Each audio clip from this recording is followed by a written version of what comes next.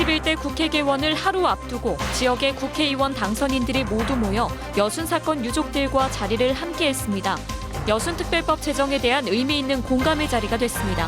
반드시 21대 국회에서 이 뜻을 같이 하자고. 순천만 스카이큐브 분쟁의 최종 중재안이 무상 기부 체납으로 나왔습니다.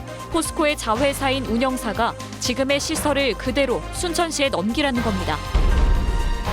포스코 협력업체 노동자들이 사측과 포스코의 약속 이행을 요구하며 넉 달째 항의 집회를 이어가고 있습니다.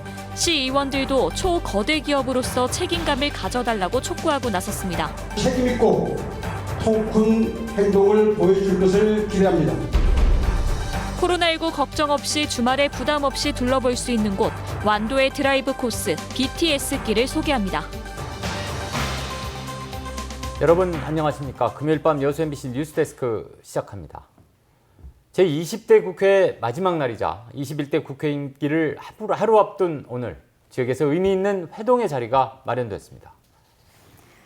여순 사건 유족들이 전남 동부 지역 국회의원 당선인 전원과 간담회를 갖고 특별법을 반드시 만들어달라고 호소했는데요. 5명의 당선인들은 함께 힘을 모아서 특별법 제정을 꼭 이루어내겠다고 약속했습니다. 오늘 첫 뉴스 문형철 기자입니다. 결국 20대 국회에서도 제정이 무산된 여순 사건 특별법. 새로운 국회 개원을 하루 앞두고 열린 지역 당선인과 유족단체 대표들의 간담회는 실망과 기대가 뒤섞인 분위기에서 시작됐습니다. 지난 20년 동안 법안의 발의와 폐기가 반복되는 것을 지켜만 봐야 했던 유족들은 이번이 마지막 기회라며 특별법 제정을 간절히 호소했습니다. 유족분들이 72년 동안 통안의 세월을 살아오고 있습니다. 힘을 모아주셔서 반드시 우리 소원을. 정치권에 대한 질타도 이어졌습니다. 국회는 직무유기를 했습니다. 이것을 당선인 5분들은 마음속에 각인해 주시기를. 당선인들은 특별법 제정을 위한 연대 의지를 다시 한번 강조했습니다. 반드시 21대 국회에서 이 뜻을 같이 하자고 결의를 여러 번 다진 바 있습니다. 하나의 목소리를 낸다면은 그 어느 때보다도 특별법이 통과될 가능성이 높다. 과거사법 개정안이 특별법 제정에 걸림돌이 되지 않을까 하는 유족들의 계속된 우려에 당선인들은 지도부의 확고한 의지를 확인했다며 당론 채택 가능성에도 힘을 실었습니다. 대표단 회의에서 그거하고는 전혀 관계가 없고 특별법을 별도로 가면 되니까 그 부분은 염려할 게 없다. 우선 저희 5명이 단일안을 만들겠다. 취합의 일이나 이런 것들을 기본적으로 실무를 좀 제가 할 거니까. 야당과 보수 진영의 반대를 극복하기 위해 지역사회에 단합된 모습을 주문하기도 했습니다. 민간 유족들하고 경찰 유족들이 함께 가야지 법안 제정이 쉽고 다른 당에서 반대하지 않을 것 같다. 유족들은 제주 4.3 사건을 언급하며 올해 위령제에서 여순 사건 진실 규명과 희생자 명예 회복에 대한 정부와 정치권의 의지를 확인할 수 있기를 소망했습니다. 가능하시다면은 대통령님이나 총리님, 그것도 어려우시다면은 민주당 대표님을 모시는데 이 자리에 계신 의원님들께 도움을 주셨으면 하는 간절한 바람을. 여순 사건 72주기 특별법 제정이라는 오랜 미완의 과제가 또다시 정치권과 지역 공동체에 던져졌습니다.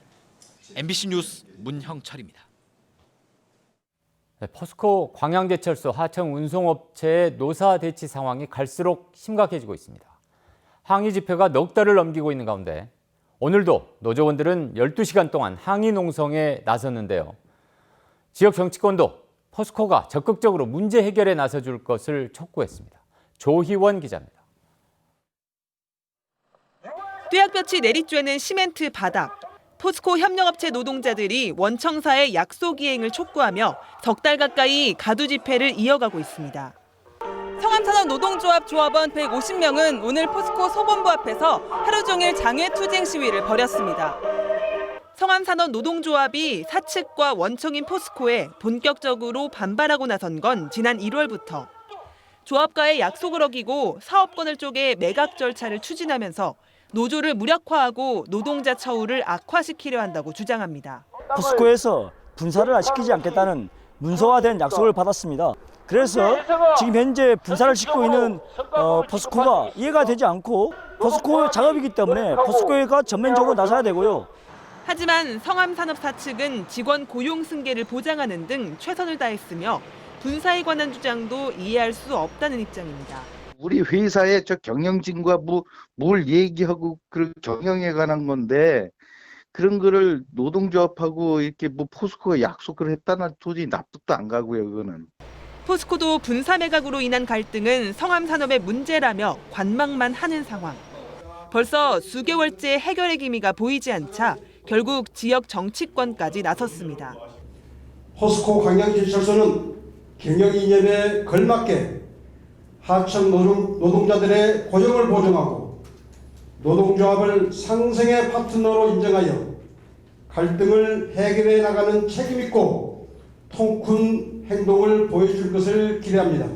하지만 의회 내에서도 사태 개입에 대한 이견이 있어 실질적인 대책을 내놓긴 어려울 것으로 보입니다. 결국 지역을 기반으로 연간 수조 원대의 영업이익을 얻고 있는 제철소 스스로가 지역민의 고용 불안에 대해 무겁게 고심하는 것만이 사태 해결의 실마리라는 목소리가 높아지고 있습니다. MBC 뉴스 조희원입니다. 순천만 스카이큐브 분쟁에 대해 대한상사중재원이 무상기부 체납이라는 최종 화해 권고안을 내놓았습니다. 1년 넘게 진행됐던 분쟁에 대해 최후 통첩을 내놓은 건데요.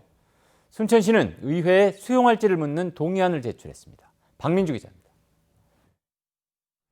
국가정원과 순천만을 연결하는 스카이큐브. 스카이큐브 문제가 대한상사중재원 분쟁으로 확산된 건 지난해 3월. 운영사가 순천시를 상대로 1,367억 원의 손해배상금을 청구한 겁니다.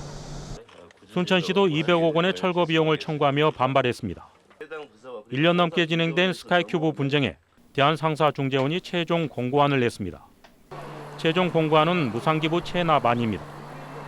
양측은 2주 안에 수용 여부를 대한상사중재원에 통보해야 합니다. 수차례에 걸쳐 조정이 된 안이기 때문에 무상기부 체납 수용에 무게가 실린 상황. 순천시는 후속 절차의 하나로 수용 동의안을 의회에 제출했습니다. 시의회에 동의안을 제출했습니다. 앞으로 2주 이내에 의견을 통보하도록 되어 있습니다. 순천시의회는 다음 주 시작되는 정례에서 스카이큐브 문제를 상임위에 배정하고 논의를 거쳐 본회의에서 수용 동의 여부를 결정할 예정입니다. 해당 상임위원회에서 기부천납 받는 것에 대해서 심도 있게 검토를 해서 이거를 저희들이 보류할 것인지 부결시킬 것인지 여러 가지 이 사안을 좀 살펴볼 필요가 있겠다.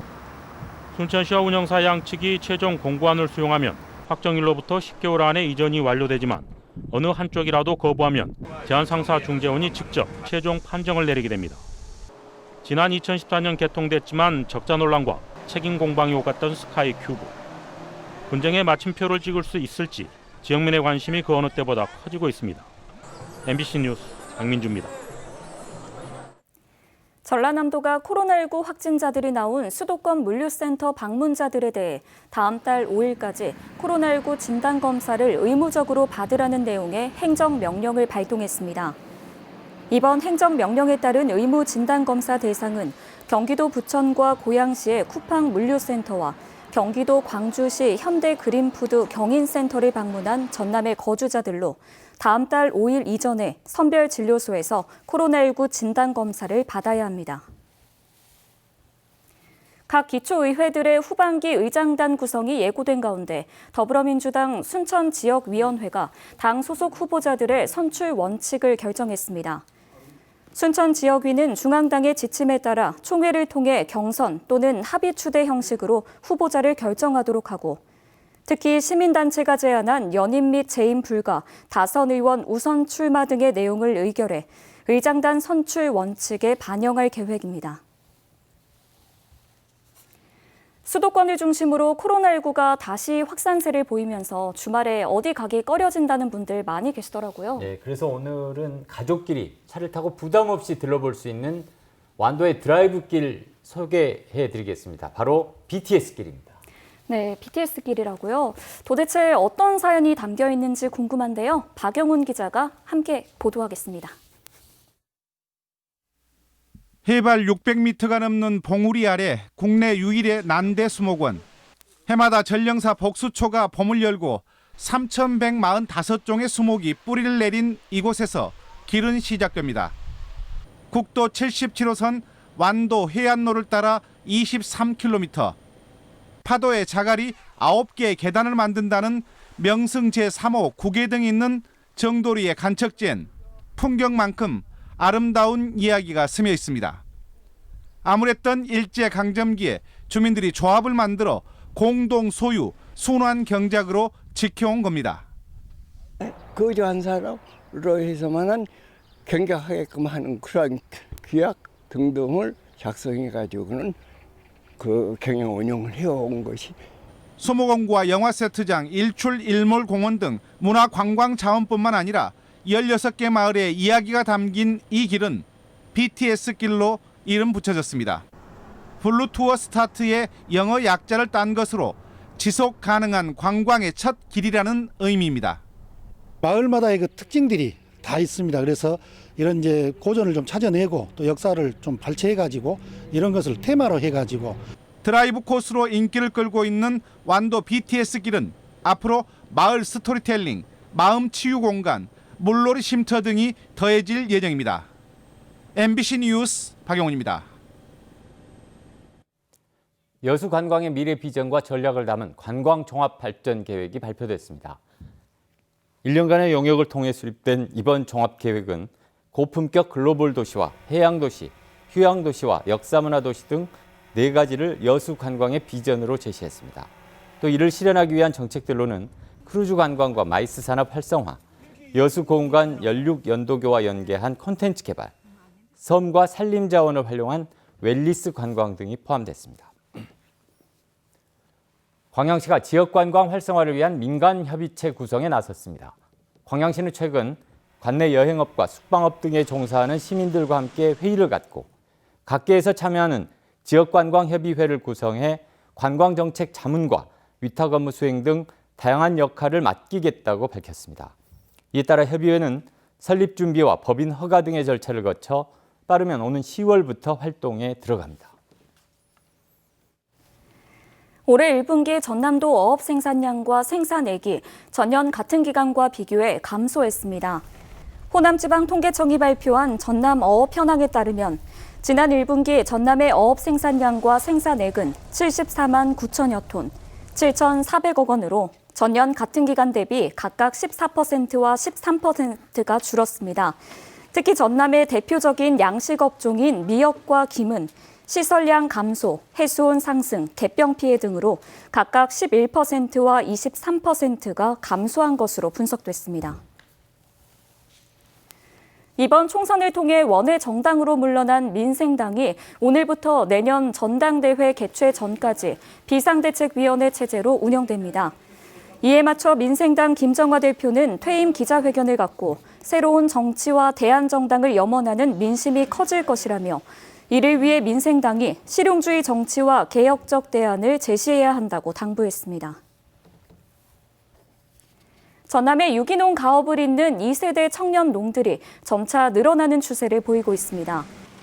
전라남도에 따르면 친환경 유기농업으로 유기농 명인 지정을 받은 도내 23명 유기농업인 가운데 전체 35%인 8명의 2세대가 가업을 물려받아 농촌에 정착하고 있는 것으로 조사됐습니다. 특히 IT세대인 2세대 청년농들은 갈수록 노령화하고 있는 전남 농촌의 새로운 활력소가 되고 있는 것으로 평가되고 있습니다.